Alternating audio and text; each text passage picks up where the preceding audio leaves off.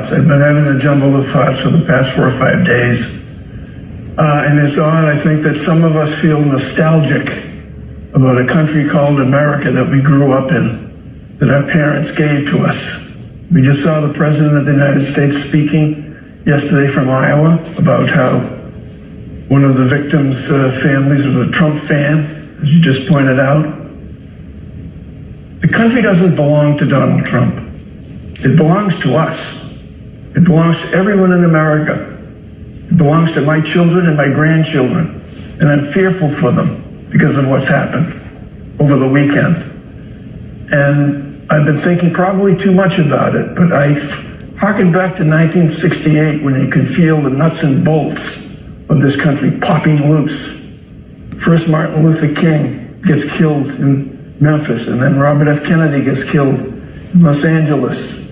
During the month of May in 1968, the year of the Tet Offensive in Vietnam, 77 American boys were being killed every day. 77 a day for an entire month. We survived that. We grew from that. We learned from that. But now things move so quickly. Everybody with a cell phone taking films of everything. And the attention span in this country is far shorter than it was in 1968. We dwelt on 1968 for years, for decades. I still dwell on it in many respects. We don't dwell on much for too long today. We have members of the United States Senate and members of the United States Congress who get elected, and unfortunately for us, many of them, probably a majority of them, care more about their re-election than they do about the fate and the future of this country.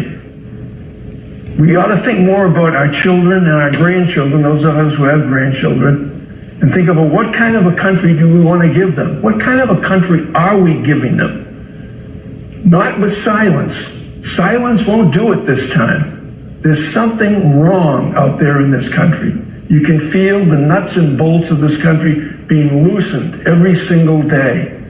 Jonathan, you were talking earlier, just a few moments ago, about the prospect of an attack on Iran. I don't think anyone would be surprised if there was an attack on Iran in order to get the focus off of Minnesota. Well, I'm having a